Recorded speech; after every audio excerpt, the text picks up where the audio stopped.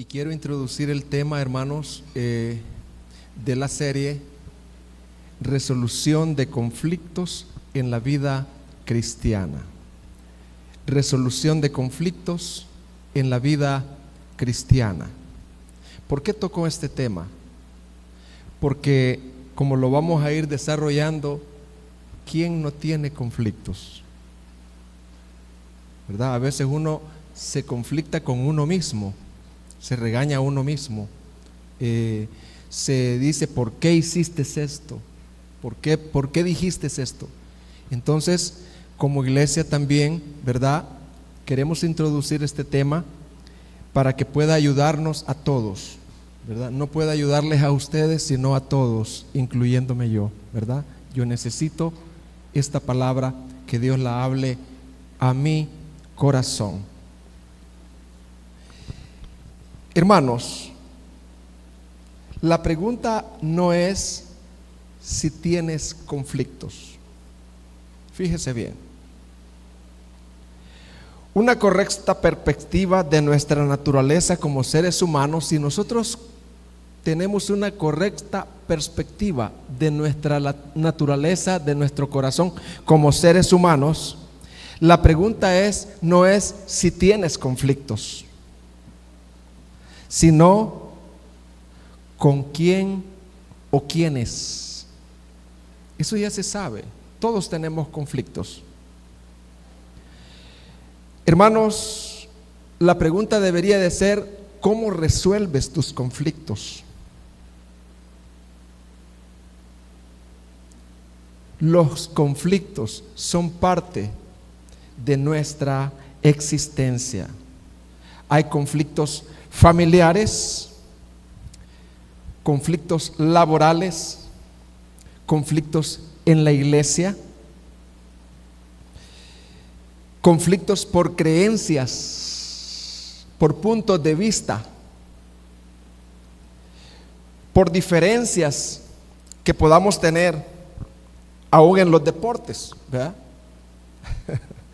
Aquí yo sé que son de un equipo, no voy a mencionarlo porque me meto a problemas. Y el otro, y son del otro. Entonces ya si profundizamos en eso, ya chocamos. Conflictos por deudas, desacuerdos en la manera de pensar, conflictos en el matrimonio. No todo lo que yo pienso, mi esposa lo piensa así. Ella no es un clon. No todo lo que ella piensa, yo lo pienso así. Yo no soy su clon. O sea, por eso hay diferencias, grandes diferencias. Entonces, hermanos, llegamos a la conclusión que no es si existen conflictos, sino cómo los resolvemos. Y que la palabra de hoy pueda, como dije, ayudarnos. Por ejemplo, si tú vives en Canadá, tienes conflictos del frío que ahí hace. Si tú vives en San Miguel, ay, qué calor, Dios mío, este es el infierno.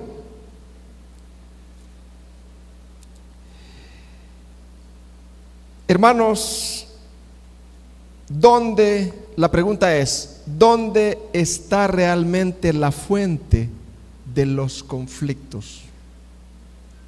¿Dónde está la fuente de los conflictos? Hermanos, la Biblia nos instruye que la fuente real de los conflictos está en nuestro corazón. La fuente real de los conflictos. Por ejemplo, el hombre adúltero puede poner muchas excusas para su adulterio.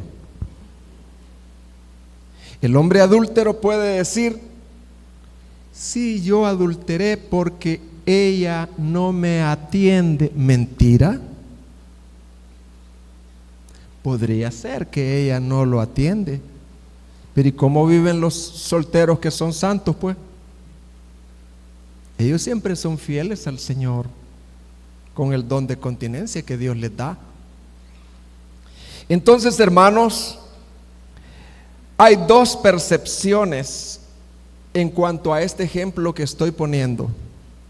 El hombre adúltero puede decir: yo adulteré porque la esposa tuvo la culpa por no atenderme, pero la verdadera razón por la cual él adulteró es porque en el corazón de él hay adulterio. Hay una inclinación a adulterar y no se dominó, no pidió a Dios, no fue sabio. Entonces esa es la verdad. El hombre es adúltero. El hombre adulteró porque es adúltero, porque en su corazón hay adulterio. Vamos a ver dos textos que hablan de esto que estoy hablando. Vamos a ver algunos textos en Santiago y también en Mateo. Santiago capítulo 4, versículo 1, mire lo que dice.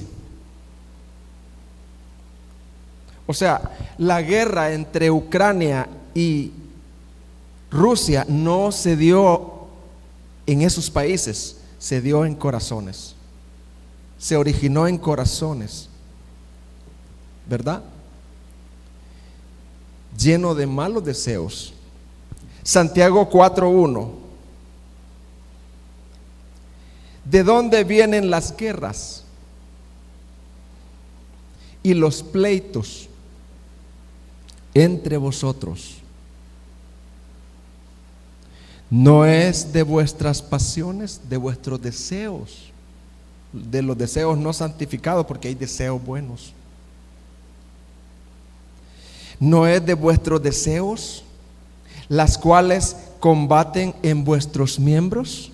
Hay una guerra dentro, interna, dentro. Entonces, según Santiago, ¿de dónde vienen? Se trata de un asunto de deseos internos, pasiones internas no santificadas. Si mi esposa me habló fuerte y yo, para no quedarme tan bien y que ella no tome mi lugar, yo también le voy a hablar fuerte, y ella tiene la culpa por lo cual yo le hablé fuerte. No fue así. Yo le hablé fuerte porque hay un deseo en mí, una pasión no santificada. Proverbios 15 dice: la blanda respuesta quita la ira, mas la áspera hace subir el furor. Es un pecado de incredulidad también, porque yo no creí la palabra de Dios. Yo no creí lo que decía, que la blanda respuesta quita la ira, mas la palabra áspera hace subir el furor. Mire lo que dice Mateo 15:18. Si algún día alguien le pide un consejo y usted tiene la oportunidad de darlo, porque usted no va a decir, si alguien le dice: hermano, fíjese que a usted vaya, yo le autorizo. Si usted le dice a alguien: mire, hermano, fíjese que me pasa esto y esto y esto, a usted, si usted tiene una respuesta sabia, usted dígala. Pero le aconsejo que vea estos versículos, porque la gente siempre va a tratar de echarle la culpa al otro. Vea estos versículos. ¿Qué dice Santiago y qué dice Mateo? Mateo 15:18. Pero lo que sale de la boca, ¿de dónde sale? Del corazón. Alguien dijo: nadie es borracho si no lo ha sido antes. O sea, usted dice: un niño es borracho, trae la inclinación, porque es caído. Él ya trae esa inclinación a emborracharse, ¿verdad? Él trae la inclinación a decir: este vino me va a sacar las penas, me va a hacer ahogar las penas, y yo bien emborrachado me voy a sentir bien. No. pero lo que sale de la boca, del corazón sale. Y esto contamina al hombre. Porque del corazón salen los malos pensamientos, los homicidios, los adulterios, las fornicaciones, los hurtos, los falsos testimonios y las blasfemias. O sea, las blasfemias son las palabras en contra de Dios. Un hombre que fue humilde y que estaba en línea con la palabra dijo, Martín Lutero: tengo más miedo a mi propio corazón que al Papa y de todos sus cardenales. Tengo dentro de mí al gran Papa, yo mismo.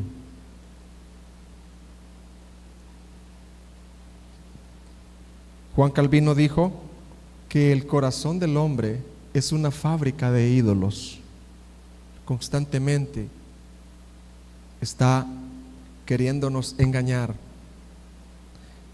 queriéndonos manipular.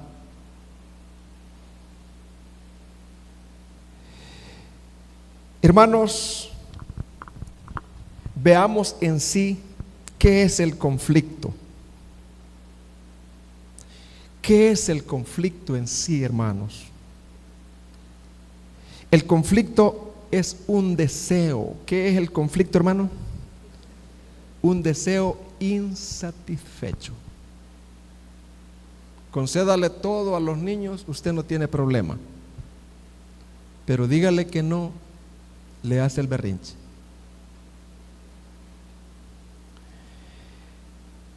El conflicto generalmente es un deseo insatisfecho y contradicho. Le preguntaron a un grupo de niños, ¿qué es aquello que les haría más felices a ustedes, pequeños? Ellos dijeron que lo que les haría felices es que se les dé todo lo que ellos pidan.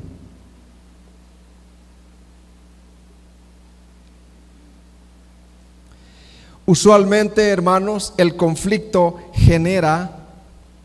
se genera cuando un deseo o aspiración de mi corazón no alcanza la debida satisfacción.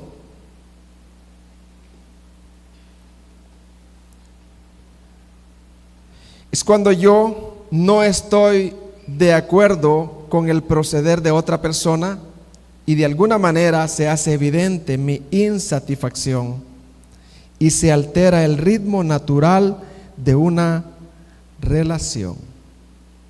Por ejemplo, ¿qué es la envidia? Fíjese bien, acuérdese, todas esas cosas que menciona la Biblia como envidia, orgullo, altivez, todos esos son deseos, pero son deseos caídos. ¿Cómo era el orgullo, la altivez cuando Adán no había caído? La altivez es el deseo de autoexaltación. ¿Qué es la altivez, hermano? El deseo de autoexaltación. Cuando el orgullo era bueno, el orgullo exaltaba, ese deseo exaltaba a Dios como la máxima autoridad. Por ejemplo, la envidia, hermanos. Usted dirá, yo no soy envidioso. Pues yo sí, yo tengo algo de eso. A veces, cuando alguien prospera, yo siento una espinita dentro y digo, ajá, aquí está la serpiente. Aquí está la serpiente pecaminosa. Pero, por otro lado, también veo la obra de Dios cuando me alegro, cuando otro prospera y digo, wow, ¿cómo es el Señor? Qué bueno es. Porque hermanos, no debemos de ignorar la obra de Satanás, del pecado, pero también la obra de Dios. La envidia es un deseo no satisfecho. Oiga bien, la envidia es un deseo no satisfecho en Dios. Surge de la falta de gratitud hacia Dios. Surge de la falta de gratitud hacia Dios. Es decir, que yo no veo lo que Dios me ha dado a mí. Yo quiero tener lo que el otro tiene. Es falta de gratitud hacia Dios.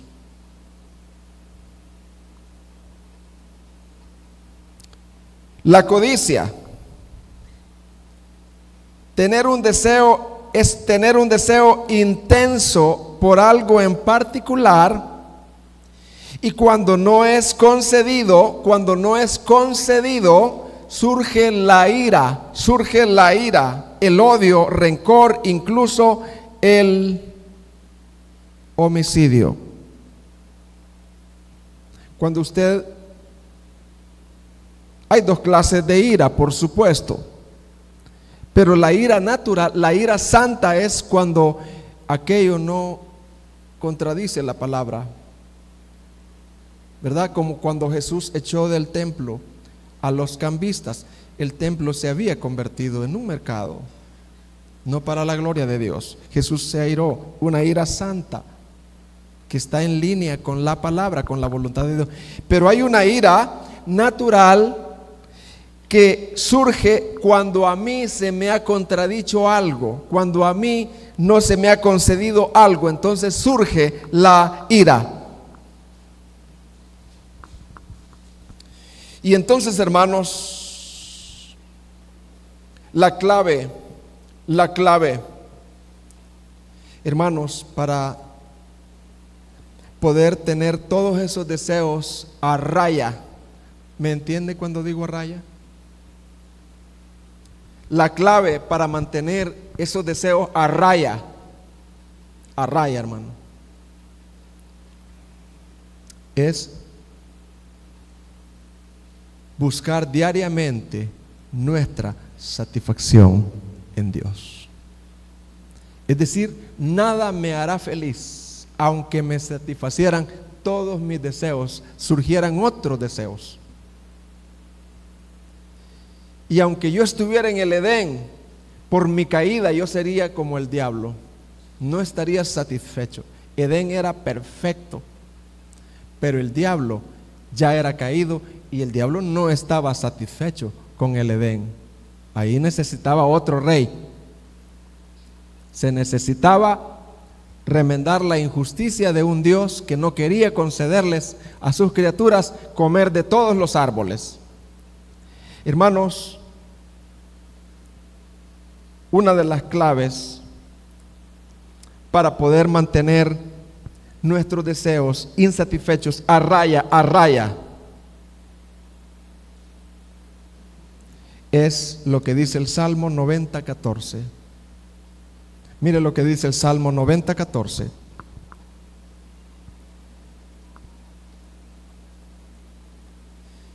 Y dice algo, la primera palabra dice algo muy especial. Dice, de mañana. Usted va a tener batallas a las 7, 8, 9, 10, 11 y en la noche. Usted va a tener batallas. No son las batallas externas, hermano. Me estoy dando batallas internas. Pero dice, de mañana. ¿Qué dice, hermano? Sácianos. Satisfáceme. De mañana, sácianos de tu misericordia. Ayúdame a contemplar tu misericordia, que es mejor que la vida. Ayúdame a contemplar que yo no soy el gran rey que creo. Yo no merezco. Yo vivo por tu misericordia. A mí hasta me pueden matar y eso es lo que merezco. Pero yo vivo por tu misericordia. Y eso me hará feliz, con F mayúscula. Porque Yo puedo estar emproblemado, abatido en situaciones, pero si yo contemplo que la misericordia de Dios se ha extendido a mi vida, yo voy a estar saciado. Dice, de mañana sácianos de tu misericordia. Y si no tenemos problema, cantaremos. No, no dice así. Si no tenemos conflictos, cantaremos. Es que si no hubieran conflictos, hermano, no es así. El diablo no estaba satisfecho.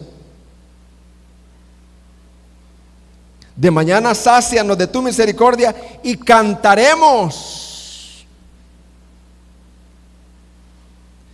Y nos alegraremos todos nuestros días. Es que mire, hermano, yo teniendo salud, no, hermano, usted tiene una filosofía equivocada. Su filosofía no está alineada. Es que mire, teniendo salud, ¿y qué más que dice la gente? Teniendo salud, ¿y qué dice? Dinero y amor. Es que teniendo, pero esa parte es la que se menciona más. Es que mire, hermano, teniendo, yo le doy gracias, yo le pido a Dios salud, hermano. Teniendo, no, hermano, no es bíblico eso. Porque hay personas que han contemplado la misericordia de Dios y están rodeados, como David de Absalón. Y él decía, una cosa he demandado a Jehová, que esté yo en la casa de Jehová todos los días.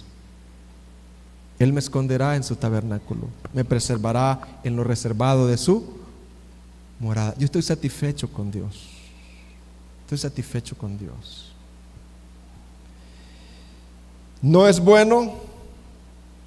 Vamos a poner atención a los conflictos externos. Sí, claro que le vamos a poner atención, pero la resolución de conflictos o no la resolución no va a satisfacer mi vida. Quien me satisface es Dios.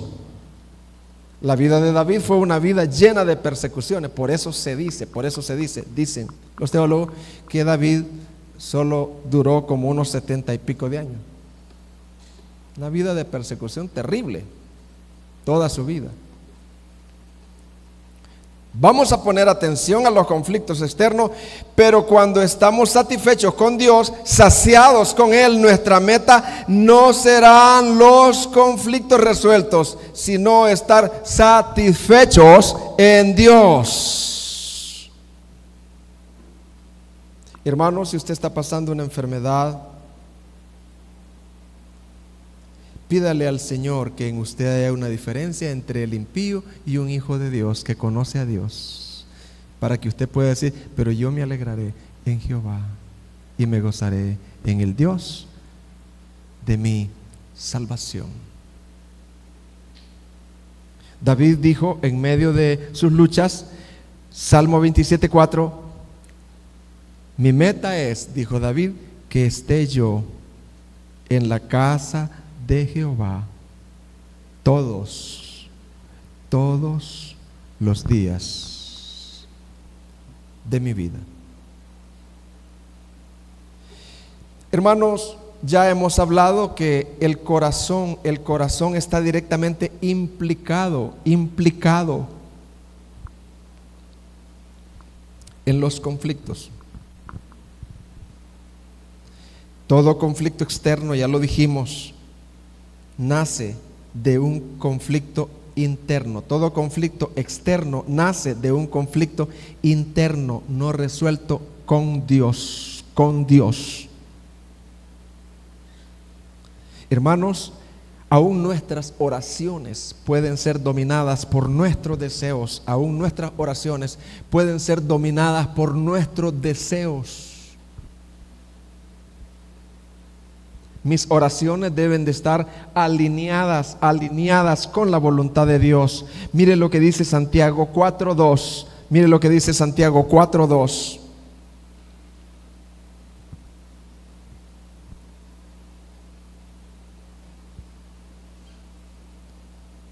Santiago 4:2 dice: combatís y lucháis, pero no tenéis lo que deseáis, porque no pedís. Versículo 3: pedís y no recibís, porque pedís mal, para gastar en vuestros deleites, o sea, en vuestros deseos. Pedimos muchas veces conforme a el deseo pecaminoso. Pedimos con malos deseos, malos propósitos. Siempre que pidamos, debemos de decirle: pero sea hecha tu voluntad. Pero sea hecha tu voluntad. Que en todo esto tú seas glorificado, glorificado. Entonces la pregunta es: ¿a dónde entonces debo llevar mi corazón para alistarme en una búsqueda de verdadera solución? ¿A dónde debo de ir yo? Debo de ir a Dios. ¿Debo de ir a dónde, hermanos? A Dios y a su gracia. Acuérdese de eso. No actúe, vaya a Dios y a su gracia. Santiago 4:6 dice: pero Él, Dios, da mayor gracia. Por eso dice: ¿a quiénes les da gracia a Dios, hermano? A los humildes. A los humildes. Dice: pero Él da mayor gracia.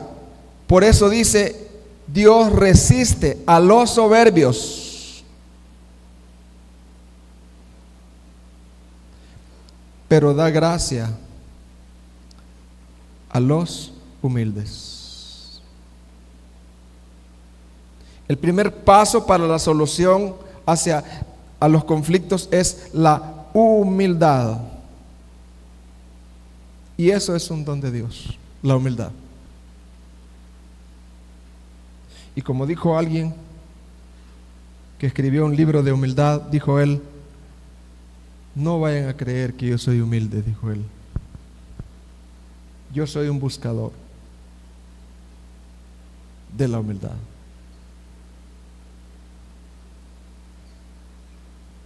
Hermanos, desde el momento en que pongo mi corazón, mi confianza en Dios, oiga bien, desde el momento en que pongo mi confianza en Dios, el conflicto se convierte, oiga bien, en una oportunidad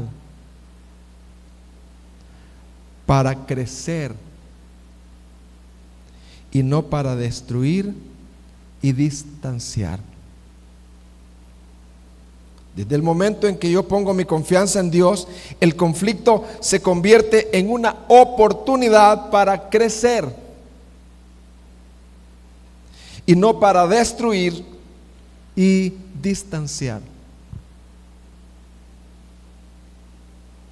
Si usted está en conflictado con alguien, familiares,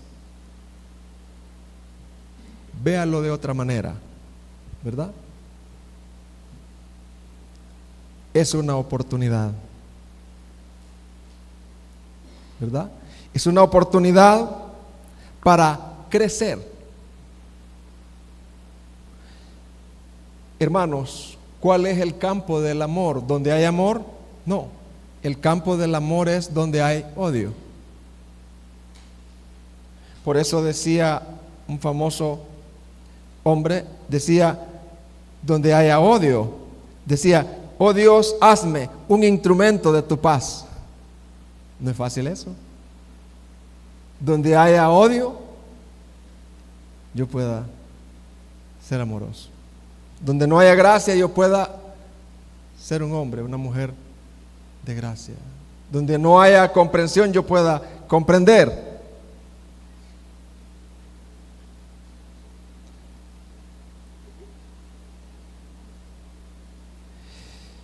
Hermanos, sin importar la naturaleza del conflicto, podemos retarnos a avanzar y mejorar en nuestro nivel de comunicación con la persona afectada. Hay veces que no se puede ya.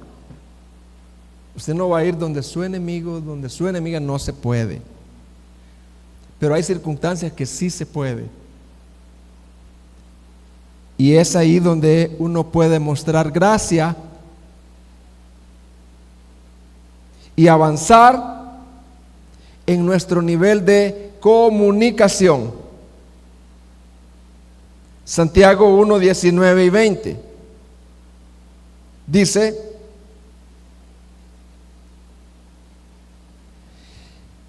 esto sabéis, mis hermanos, pero que cada uno sea pronto para oír,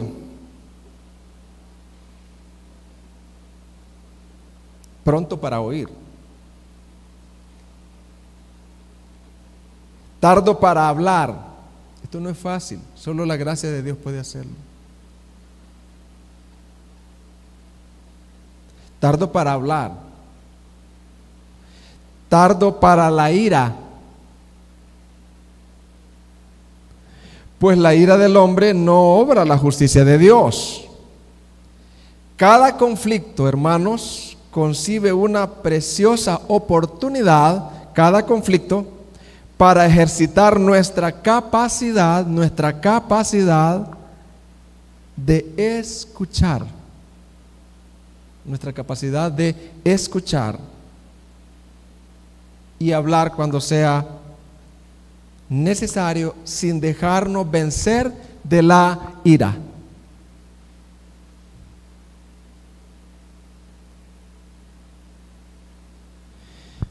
El conflicto, hermanos, el problema que podamos tener es una oportunidad también para orar. ¿Una oportunidad para qué, hermanos? Para orar. No para hablar con el otro. No es eso. Es una oportunidad para hablar con Dios. Una oportunidad para orar. Si la causa de cada conflicto se genera en nuestro corazón, entonces siempre será una sabia resolución el orar más intensamente.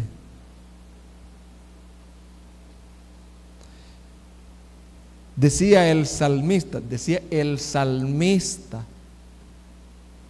que era conforme al corazón de Dios, decía él. Salmo 139, 23, mire las oraciones del salmista.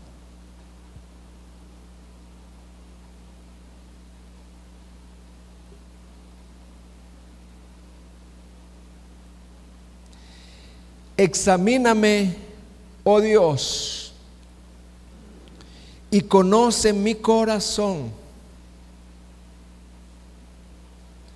Pruébame y conoce mis pensamientos. Y ve si hay en mí camino de perversidad. Ve si hay en mí camino de perversidad. Y guíame en el camino eterno. En el camino eterno.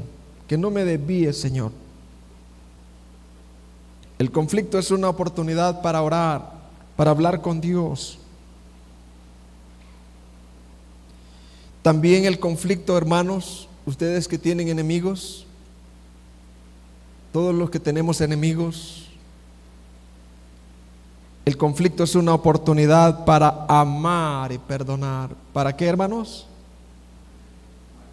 Para amar y perdonar. Mientras los conflictos crean distancia, el amor y el perdón promueve la paz y la unidad. El conflicto es una oportunidad para mostrar más a Cristo. El apóstol Pedro escribe, 1 de Pedro 3, 8 y 9.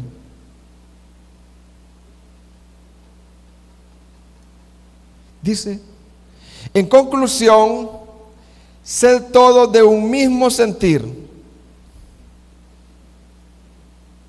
compasivos,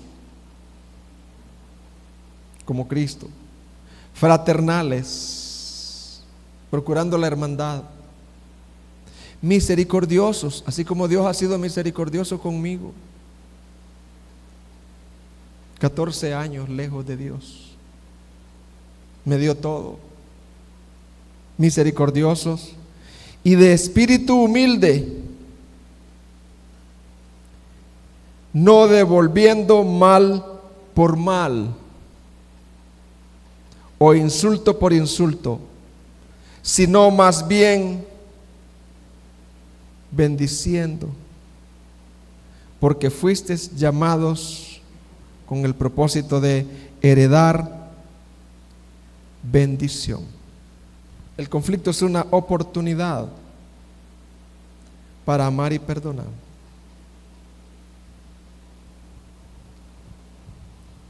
Sé que has sido herido durante toda tu vida. Sé que hay en tu corazón, pero del pasado, quizás desde tu niñez, heridas tremendas. Pero ahora que somos cristianos, ¿no cree, hermano, que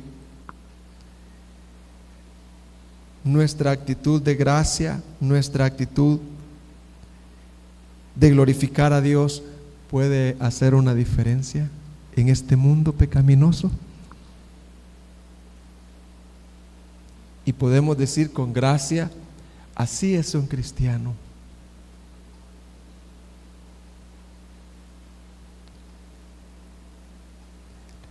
El conflicto es una oportunidad para glorificar a Dios. Como creyentes, al final de toda realidad experimentada, nuestra meta sigue siendo la misma.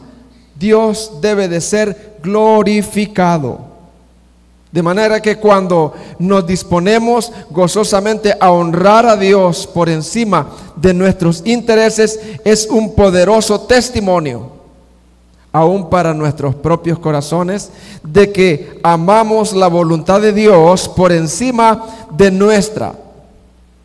Eso es una evidencia de una vida fructífera. Juan 15:8 dice: Jesús dijo a los discípulos: en esto es glorificado mi Padre, en que deis mucho fruto, y así probéis que sois mis discípulos. Hermanos, Dios nos conceda su gracia para que veamos en cada conflicto, oiga bien, Dios nos conceda su gracia para que veamos en cada conflicto una oportunidad para crecer en dependencia de Él y una oportunidad para glorificar su nombre. Y quiero enfatizar mucho el Evangelio en esto que voy a decir. Quiero presentar a Cristo crucificado en esto que voy a decir. ¿Por qué el nuevo nacimiento es esencial para el verdadero cambio? ¿Por qué el nuevo nacimiento es esencial para el verdadero cambio? Todo ser humano es por naturaleza caída. Somos por naturaleza, ¿cómo, hermanos? Caídos. Nacemos con un corazón alejado de Dios y endurecido, con un corazón rebelde a la voluntad de Dios, a su palabra, un corazón idólatra, enemigo de Dios por naturaleza, que no quiere ni puede sujetarse a Dios, aunque quiera, pero no hay ni el querer ni el hacer, no lo hay. Porque el querer viene de Dios. Somos por naturaleza caídos. Mire lo que dice Romanos 8:7.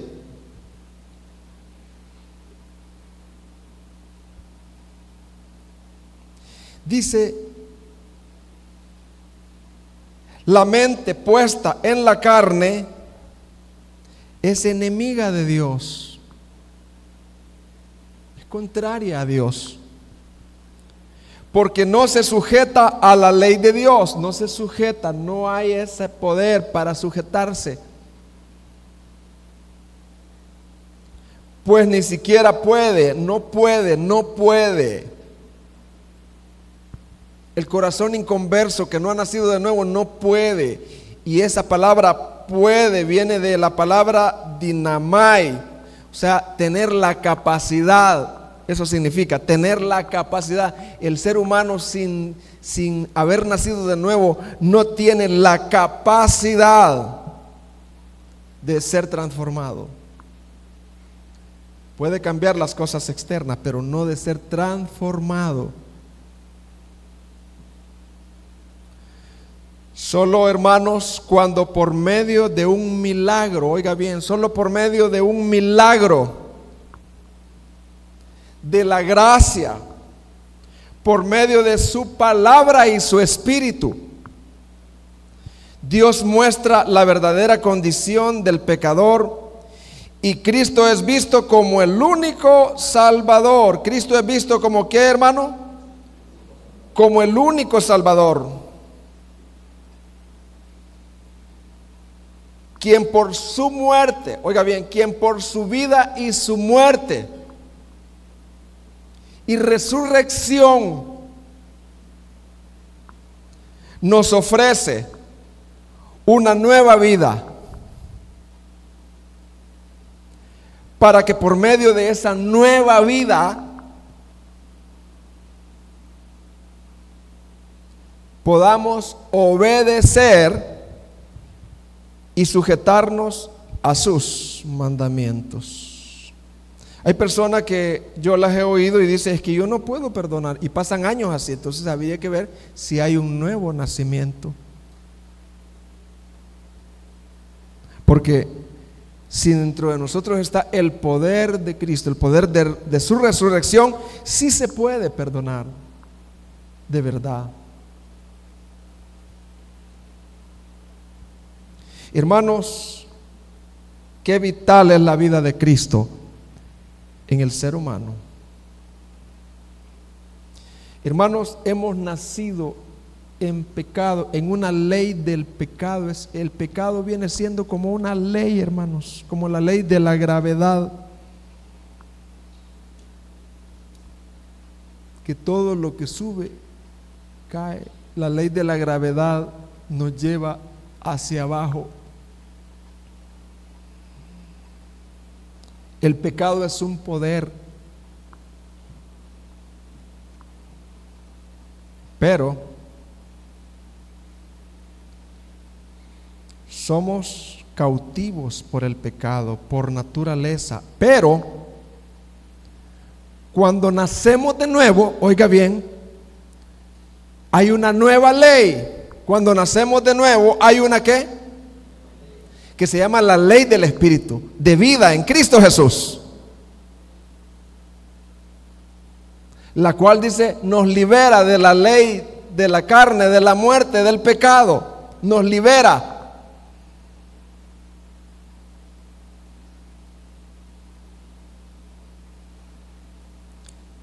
Por ejemplo,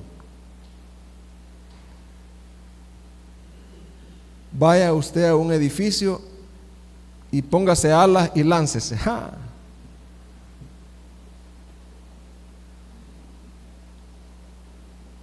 Porque hay una ley, hermano, la ley de la gravedad. Y como dijo alguien, nosotros le hemos puesto eso, pero esas no son leyes, es Dios que ha hecho todo así. Pero, ¿por qué el avión no le pasa así, pues, siendo tan pesado? Porque el avión tiene una fuerza que se llama la fuerza de sustentación. ¿Cómo se le llama? La fuerza de sustentación. Dice que la fuerza de sustentación es tan poderosa que domina a la ley de la gravedad. Y yo sé que usted ha visto eso. Cuando usted vaya en un avión, acuérdese, wow, así es la ley del Espíritu de vida en Cristo Jesús. Lo que era imposible para la carne, por la debilidad, por la inclinación natural, Lo que era imposible para el hombre adúltero, para el hombre maleado en su carácter, lo que era imposible para el hombre ofensivo de cambiar eso, ahora en Cristo Jesús es posible por la ley del Espíritu de vida en Cristo Jesús.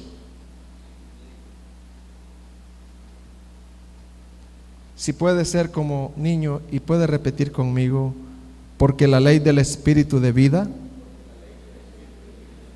en Cristo Jesús me ha librado de la ley del pecado y de la muerte.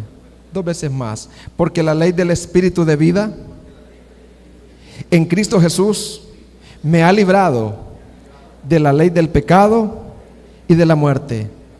Una vez más. Porque la ley del Espíritu de vida en Cristo Jesús me ha librado de la ley del pecado y de la muerte. Fíjese, así como esa ley, esa fuerza de la sustentación poderosa, hermano, que domina en los aires, la fuerza de la gravedad, y se puede ver en el avión, de esa manera, hermanos, es la ley del Espíritu. Se llama la ley del Espíritu de vida en Cristo Jesús. Eso se da en Cristo, en el esfuerzo humano. No en la religión, en Cristo.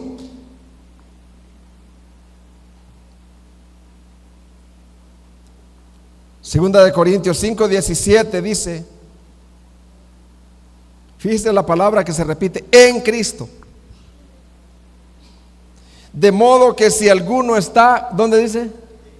No dice si está en la iglesia, si ha recibido cursos, si ha estudiado, no, dice si está en Cristo. Usted puede estar en la iglesia y perdido, no puede estar en Cristo, luchando en su propio esfuerzo para lograr vencer. De modo que si alguno está en Cristo, hermano, si yo estoy en Cristo, algo me va a pasar. Si yo voy corriendo y choco con un tráiler, hermano, algo me va a pasar. Yo voy a quedar aplastado, hermano. Así es cuando el Señor viene a nuestras vidas. Esa vieja naturaleza es dominada. De modo que si alguno está en Cristo, nueva criatura es. Las cosas viejas, por difíciles que sean, las cosas viejas pasaron, y he aquí todas son hechas nuevas. Hay un nuevo corazón, nuevos deseos. Y aunque hay un remanente de pecado, pero ahora nuestra vida no es hacia eso, es hacia Dios.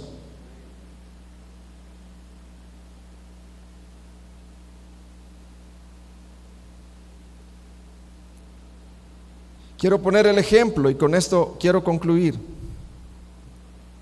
Puede pasar algo. Ejemplo de la antigua vida y de la nueva vida en Cristo. Ya lo he puesto, pero usted humilde, como que nunca lo he dicho. Puede que haya aquí que nadie nunca lo haya oído.